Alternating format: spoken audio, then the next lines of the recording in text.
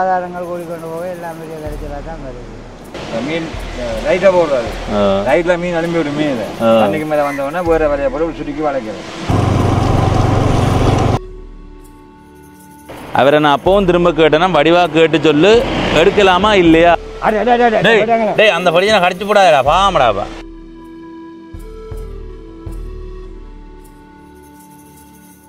போதுமா போய் வந்தது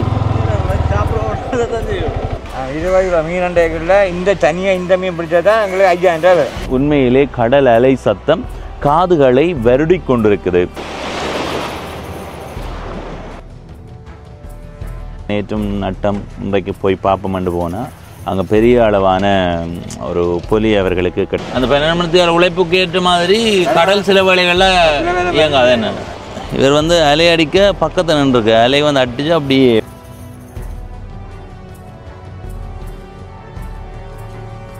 2 பிள்ளை அப்பா அப்புறம் நான் கடிச்சா அப்புறம் ஆசை 2 பிள்ளை அமௌண்ட் ஆகும். சம்பளமெல்லாம் சேர்த்து தான் 10,000 முடியும். ஒரு கிராமம் ஒரு கிழமைக்கு பிடிக்கக்கூடிய மீனை ஒரு தனி நபரோ அல்லது ஒரு நிறுவனமாவோ அப்படியே மொத்தமாக அள்ளி கொண்டு போகிறார்கள். இதை விட மோசமாக பாதிக்கப்படுறது கரவலாறு.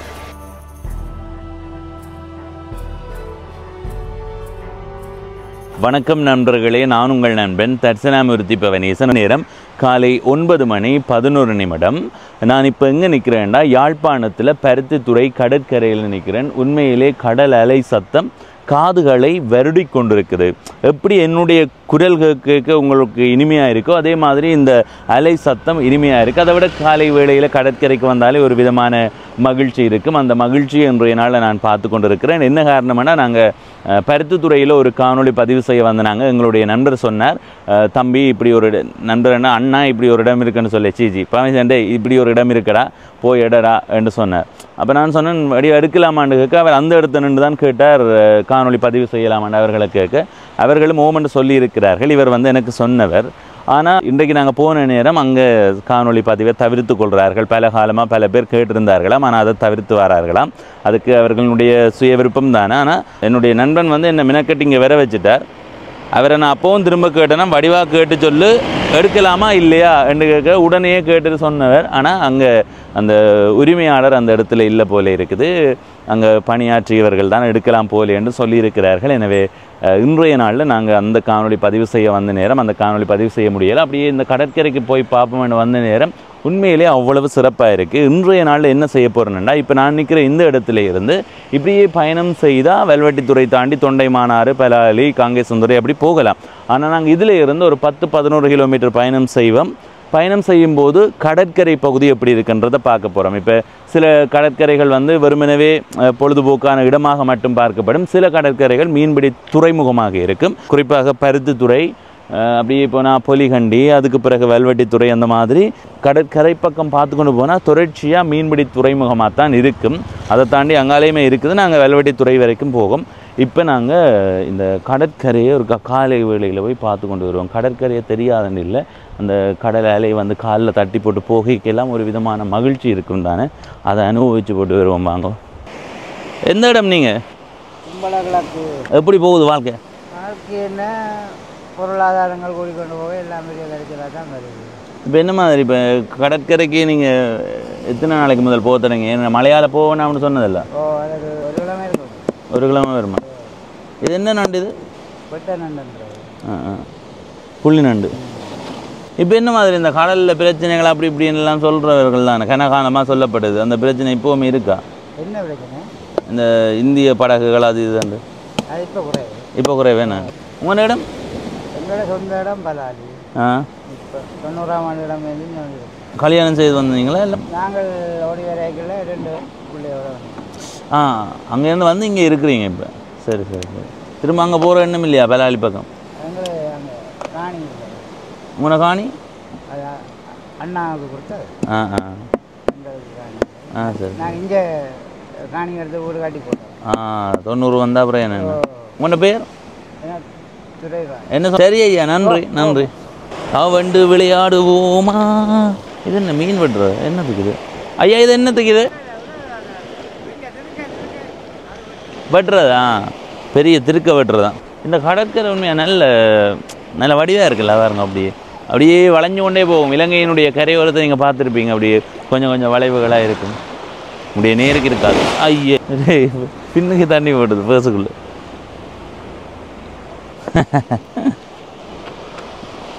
இவர் அலை அடிக்க பக்கத்தில் நின்றுருக்கு. அலை அடித்து அப்படியே மண்ணெல்லாம் இங்கே பாருங்க. நான் தண்ணிக்குள்ளே நின்றதால எனக்கு அவ்வளோ பாதிப்பு இல்லை. இந்த காட்சியெல்லாம் அவ்வளோ வடியாக இருக்கு. என்ன டே இது செருப்பில் மண் இருக்க கழுவி போடுவாமோ.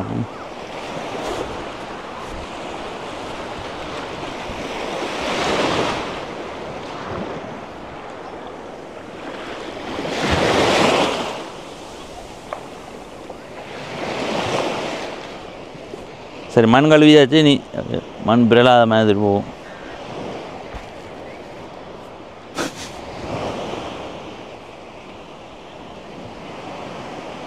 சரி வராது போல. சரி ஐயா. சரி நாங்கள் இதில் இருந்து நீ வெல்வெட்டித்துறை நோக்கி போவோம். அதில் இடையிலெல்லாம் நிறைய கடைகள் இருக்குது, சின்ன கடைகள். இந்த வீதியால் இப்படியே பயணம் செய்வோம். பருத்தித்துறையில் இருக்கிற வெளிச்சவூர் இதுதான் பருத்தித்துறை, இலங்கையின் வடமுனை. பார்த்தீங்களா போத்தில் மாதிரியே இருக்குது. அதுக்குள்ளே போத்தில்கள் அப்படி இப்படின்னு போடுறாங்க. நல்லா இருக்குது. அவ்வளோ நல்ல ஒரு அறிவுபூர்வமான சிந்தனையோடு கூடிய ஒரு கண்டுபிடிப்பு.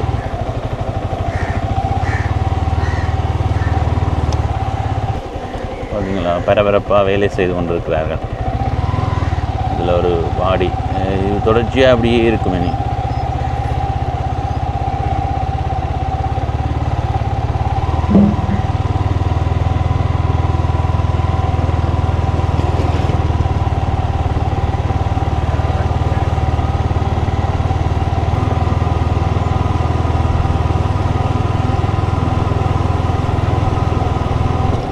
இலங்கையின் வட பனைமுனை பாருங்க. அப்படி நிறைய கடை இருக்குது. அடுத்தது பாருங்க நிறைய பேர் மீன் பிடிச்சு கொண்டு போகிறாங்க. என்ன மீன்? நண்டு. இவ்வளோ தான் இப்படி ஓட்டதா இல்லை? எத்தனை மணி போனீங்க? போதுமா போய் வந்தது? குறைவு என்ன? அதுலேயும் ஒரு ஐயா சொன்னார் குறைவு உண்டு. இப்போ உங்களுக்கு அந்த படகுல போகிறதுக்கு எவ்வளோ செலவாகும்? போய் வரும் வரைக்கும் 10,000 ரூபா வேணும் வெறிபொருள் செலவோட. எவ்வளோ கிலோ பிடிச்சா உங்களுக்கு போதும்? எத்தனை பேர் போவீங்க? சம்பளம் எல்லாம் சேர்த்து தான் 10,000 முடியும். செலவு மட்டும்தான் 10,000. ஐயோ இது எங்கே கொண்டே கொடுக்கணுமே வாடியில்? இது எவ்வளோ போகுது இப்போ ஒரு கிலோ? 600 ரூபா. மற்றது 600. நீலக்கால் நண்டு 1000. சரி என்ன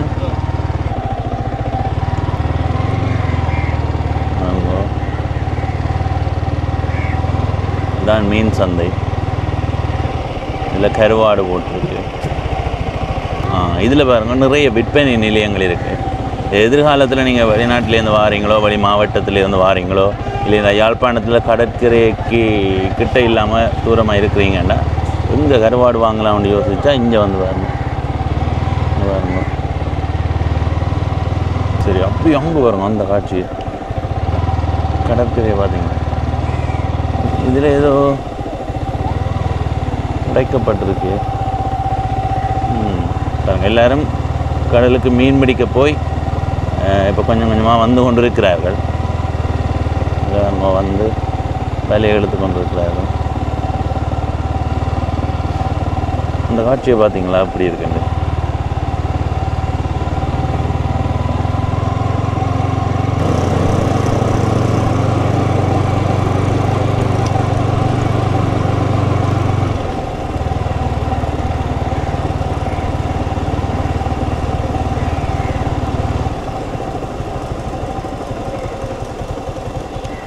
இதில் பாருங்க கருவாடு காய போட்டிருக்கு.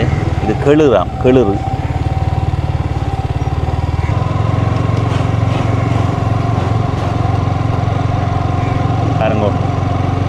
படகுகள் வந்து நிற்குதுங்க.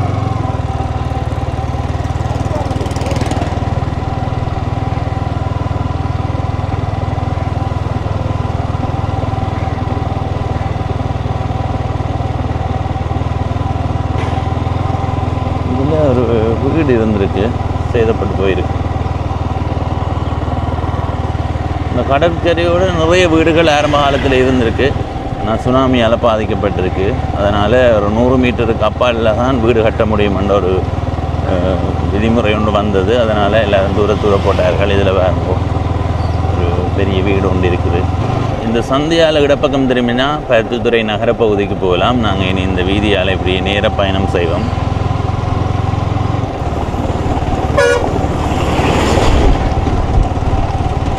சில கடற்கரை வீதிகளால் பயணம் செய்திருக்கிறோம். கடலில் இருந்து கொஞ்சம் உயரமாக தான் இருக்கும் வீதி. ஆனால் இந்த பகுதி, இந்த நிலப்பரப்பே கண்டா கொஞ்சம் உயரம் கூடத்தான். இதை பார்த்தாலே எட்டி பார்த்தா இருந்தோம், பயமாக இருக்குது.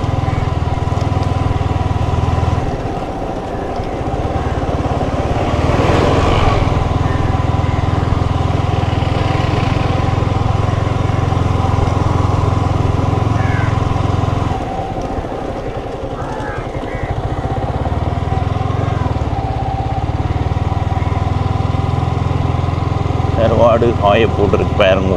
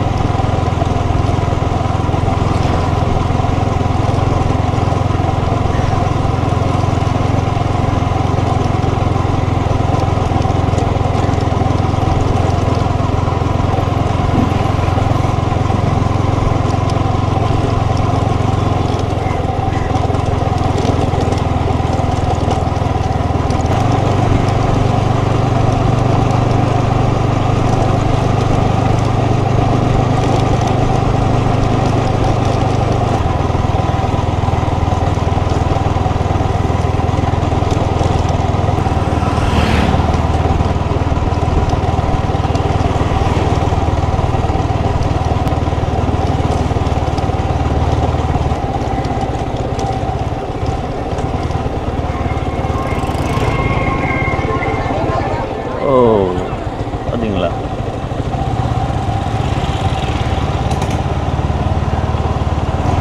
இந்த வீதியால் பயணம் செய்ய என்ன சொல்கிறேன், இப்போ நாங்கள் சில நேரங்களில் பயணம் செய்தா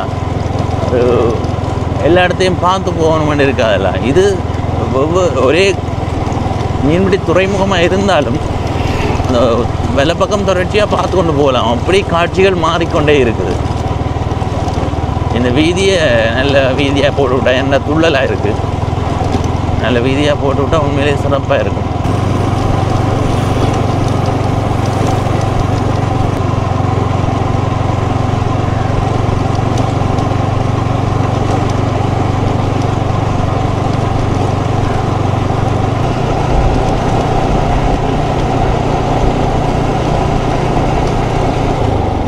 அந்த ஐயா அப்படிங்கிறத போ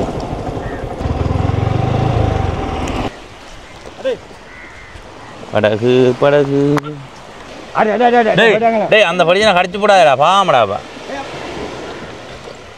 2 பிள்ளை என் அப்பாவா கடிச்சேன்னு, 2 பிள்ளை என் அப்பா அப்புறம் நான் கடிச்சா அப்புறம் ஆசிரியர் 2 பிள்ளை அமௌண்ட் பிள்ளையா. எத்தனை மணிக்கு போனீங்க நீங்கள்? எப்படியே இதோ 1 மணிக்கா போதுமா? இல்லை நட்டமா? உண்மையாக சொல்கிறீங்களா? இல்லை சில பேர் அந்த நான் ஒரு படக்கூடாதுன்னு சொல்லி 30 மீன் பேர் நேற்று பரவாயில்லை. நேற்று எத்தனை கிலோ வந்தது? நேற்று 50-60. இந்த ஒரு 20 கிலோ தான் பேரோட தெரிஞ்சிருக்கேன். என்ன விலை இது? இது 250 ரூபாய்க்கு. இது என்ன மீன்? அது இது சூடை. இது சூடை எவ்வளோ 1 கிலோ? இது 250 ரூபா. 250. இது என்ன மீன்? அதுவும் சூடா. அது இந்த வண்டி சூடு, அது 100 ரூபா. இதுகளெல்லாம் கொட்டுறதா சிலர். மற்றவங்கெல்லாம் கொட்ட முடியாது. எப்பயாவது உங்களுக்கு கூட மீன் அகப்பட்டிருக்கா? இப்போ ஒரு நாளைக்கு ஆகக்கூடனு எத்தனை இப்போ அகப்பட்டிருக்கு? ஒரு 200 கிலோ 300 கிலோ படையங்களில் 600 கிலோவும் பிடிச்சிருக்கீங்களா? பறவைங்களில் விலை குறைவாக இருக்குது. அதுதான் பிரச்சனை. என்ன இப்போ 200 பிடிக்கும் அது வராது. உங்களுக்கு எவ்வளோ செலவாகுது உள்ளுக்கு போய் வர? இந்த ஒரு 10 ரூபா என்ன 10-15 ரூபா பிடிக்கும். 15 ரூபா 1500 1300 2600 4000 முடியும். என்ன காசு மொத்தமா எண்ணெய் காசு மட்டும் 4000 ரூபா முடியும். எண்ணெய்க்கு முடியும். சரி 20 கிலோ மீன் அண்டைக்குள்ள இந்த தனியாக இந்த மீன் பிடிச்சா தான் எங்களுக்கு 5000 ரூபா. ஆக கூட எத்தனை கிலோ பிடிச்சா உங்களுக்கு போதும்னு நினைக்கிறீங்க ஒவ்வொரு நாளும் இப்படி வந்ததுண்டா? இங்கே ஒரு 70-80 பிடிச்சி கொண்டால் அதுலேயே மாதிரி ஐயா சொன்னார் ஒரு 100 கிலோ வந்தால் தங்களுக்கு திருப்தின்னு சொன்னார். என்ன ஆனால் நண்டாங்க படியிலையா? இப்போ பாருங்க நீங்கள் என்னென்ன வகை இருக்கு எனக்கு அதை தெரியப்படுத்தி விட்டீங்கன்னா. நண்டு பிடிக்கிறதுக்கு நண்டு விலை. சரி ஆனால் நண்டு விலை கூட இருக்கு. நீங்கள் ஏன் அதை பிடிக்கக்கூடாது? அதை பிடிக்கிறேன்னு அது முதலும் கூட வேணும். அதுக்கு ஏன் ஆக்கள் உதவி வேணும். அதான் தெரிக்கிற ஆக்கள் வேணும். அதால அது அந்த வேலை நண்டு விலைன்னு சொல்றது 3 நாள் 4 நாள் கூட விலை மாற்ற வேணும். உழைப்பும் கூட தான், ஆனால் சிலவும் கூட தான். அதான் அதான் இது இப்போ நாங்கள் எடுத்தவங்கள 2 வருஷம் செய்வோம். பட் கிளியாமல் இருந்தால் ஒரு 2 வருஷம் செய்யலாம். உங்களுக்கு இப்படி 1 மணிக்கு போனீங்க. இப்போ வீட்டை நீ எத்தனை மணிக்கு போவீங்க? நான் இங்கே போய் 12 மணி. 12 மணி பார்க்க போனால் 12 மணி தேலம் உங்கள் உழைப்பு தான். அந்த 12 மணி தேவை உழைப்புக்கு ஏற்ற மாதிரி கடல் சில வேலைகளில் இயங்காது. என்ன சில பேருக்கு நல்ல போலியாக இருக்குமே. நான் 2 பேர் சேர்ந்து செய்யறாங்க. 2 பேர் சேர்ந்து செய்யறாங்க. நேற்று என்ன காசு ஆகினாலும் ஒரு 5000-6000 ரூபா வேணும் ஒரு ஆளுக்கு. இன்றைக்கு இவ்வளவு தட்டி வச்சுக்க வேண்டு காய்ஞ்சு வீட்டை போக மாட்டோம். கிலோவாசம் வேறு இவ்வளோ மீன் கண்டு ஒரு வேலை கிடாது. எல்லாத்துக்கும் ஒரு சாதி வேலை கிடாது. மீன் இனத்துக்கு அதுவும் இந்த சின்ன மீன் பிடிப்படுறதுக்கு தான் இந்த வேலை. அதுதான் இந்த சூட பிடிக்கிறது. அது பெரிய மீன்கள் பிடிக்கிறது.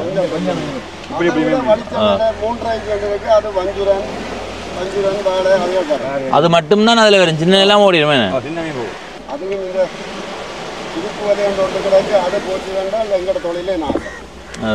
அது வந்து கடல்ல ஆள் கடல்ல சின்ன மீனை பிடிச்சிருவாங்க.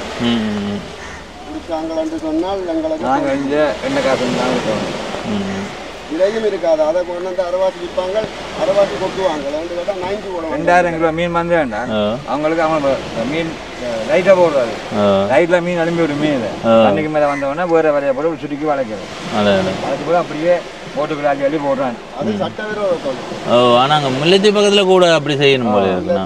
வலிய மடம், வலைஞர் மடம்.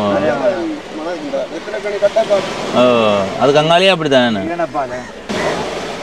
சட்டவிரோத தொழில் செய்யாமல் இருக்கிறதா நாங்கள் ஒரு 20-25 கிலோ பிடிச்சாலும் எங்களை சீனி ஓடிக்கொண்டு. சட்டவிரோத தொழில் போச்சு என்றால் 20-25 கிலோ பிடிச்சும் எங்களுக்கு ஒன்றுமே கிடைக்கும்.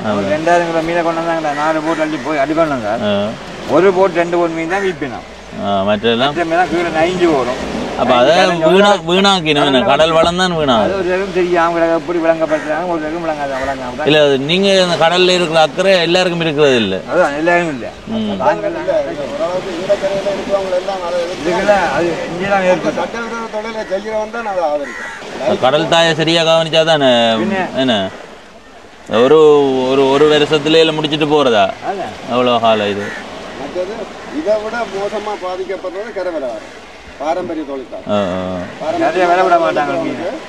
கடல்ல வச்சு சின்ன மீன் அவன் பிடிச்சி கொட்டி விட்டான்டா கரைய மீன்றாங்க.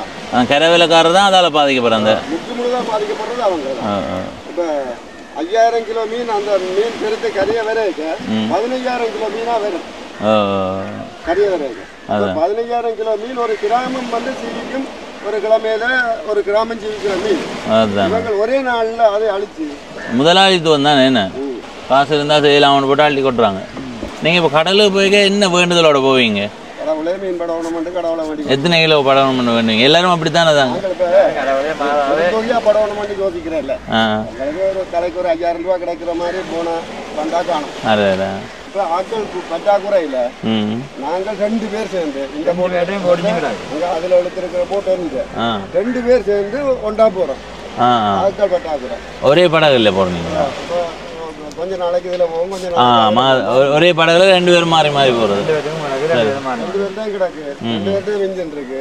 மாறி மாறி போகிறோம். ஆட்கள் பற்றாக்குறை. அதான் இது எவ்வளோ வேலை? இந்த வேலை 3 லட்சத்துக்கிட்ட வருமா? ஒரு வேலை 22,000 ரூபா ஒரு சோடி விலை. இதுல சோடி சீராக்க முடியும் 30,000 ரூபா முடியும். இவ்வளோ விலையும் 30,000 ரூபா. இதுல 30 விலை கிடக்கு. 15 சோடி கிடக்கு. ஒரு சோடி 30,000 ரூபா முடியும். சரி ஐயா, நன்றி. அதில் நிற்கிற ஐயாக்களோட கதைச்சு நான் இது என்ன சொல்கிறது, ஒரு வரம் மாதிரி தான். சில வேலைகளில் கூட மீன் வரும், சில வேலைகளில் வராது, சில வேலைகளில் குறைவாக வரும், சில வேலைகளில் ஒரு வாரத்துக்கு பிடிக்கிற மீன் ஒரு நாள்லேயே வரும். இது வந்து பொலிகண்டி.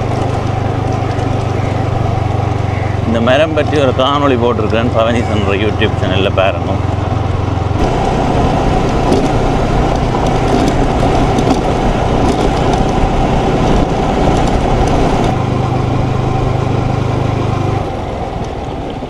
இந்த பக்கம் போவோம், இந்த கடற்கரையாக போகலாம். இதால் போனோம்.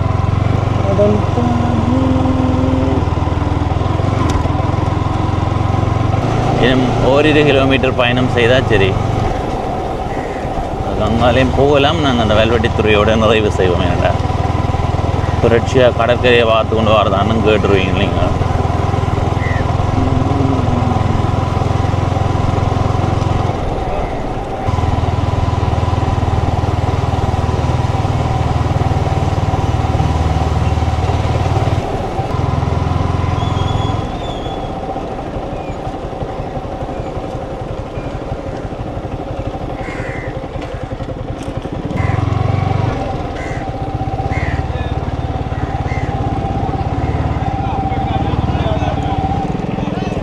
ஆனால் இதை விட இது ரேவதி கடற்கரையா? வள்ளங்கள் ஏறினு. சரி சரி. சரி சரி. புயலுக்கு இந்த பகுதியில் வள்ளங்கள் எல்லாம் ஏறி உடைச்சுதான்.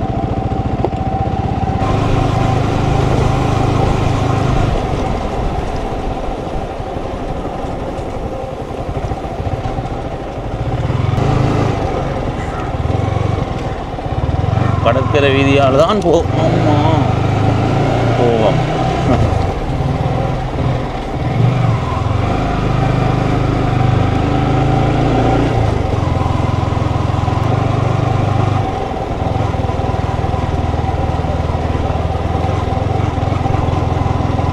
இவ்விடம் ஆதி கோயிலடி.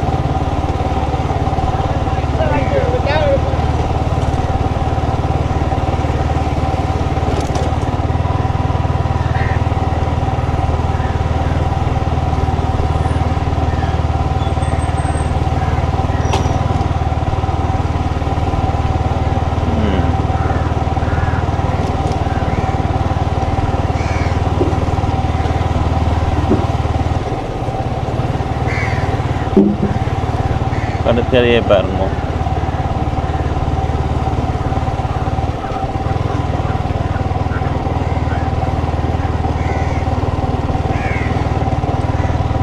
சரி, இதோட நாங்கள் திரும்புவோம். இதுக்கு அங்கால வீதி இல்லை, இதோட முடியுது. இப்படி போனால் தொண்டைமானாறுலையும் மீன் பிடி துறைமுகம் சின்னதாக இருக்குது.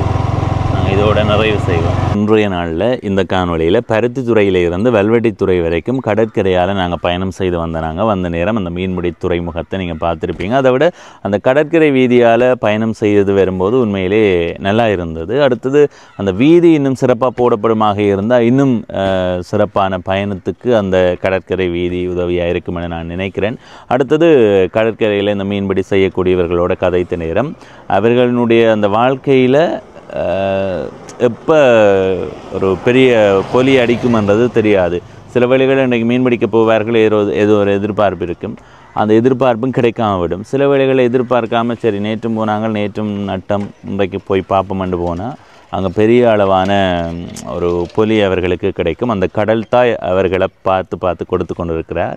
அடுத்தது மிக முக்கியமாக சொல்லணும், இந்த கடல் வளம் வந்து முதலாளித்துவம் உள்ளவர்களால் பெரிய அளவில் இப்போ அளவாக பிடிச்சு கொண்டு போனால் பரவாயில்லை. ஆனால் அதில் ஒரு ஐயா சொல்லியிருந்தார், ஒரு கிராமம் ஒரு கிழமைக்கு பிடிக்கக்கூடிய மீனை ஒரு தனி நபரோ அல்லது ஒரு நிறுவனமாகவோ அப்படியே மொத்தமாக அள்ளி கொண்டு போகிறார்கள் அந்த லைட் போட்டு மீன் பிடிக்கிற முறையில். எனவே அப்படியான விடயங்கள் எல்லாம் நிறைய இருக்குது. எனவே அப்படியான விடயங்களை தவிர்த்து கொண்டால் தான் எதிர்காலத்தில் இந்த விடயத்தை நம்பி வாழக்கூடிய மக்களுக்கு வந்து பெரிய உதவியாக இருக்கும். எனவே இந்த காணொலியில் அதை பதிவு செய்து இந்த காணொலியிலிருந்து விடைபெறுகிறேன். இதுவரை பவனீசன் என்ற இந்த யூடியூப் சேனலை சப்ஸ்கிரைப் செய்யாதவர்கள் சப்ஸ்கிரைப் செய்து பக்கத்தில் இருக்கிற மணிபொத்தன் பெல் ஐக்கானை அழுத்தி இணைந்திருங்கள். அப்போ தான் நான் போடுற ஒவ்வொரு காணொலியும் உங்களை வந்து சேரும்.